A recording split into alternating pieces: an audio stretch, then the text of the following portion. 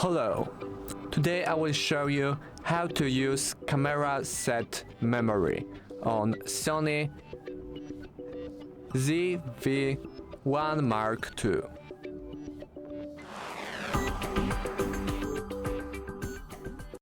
To start, open menu. Then go to camera icon and choose shooting mode. Then choose camera set memory.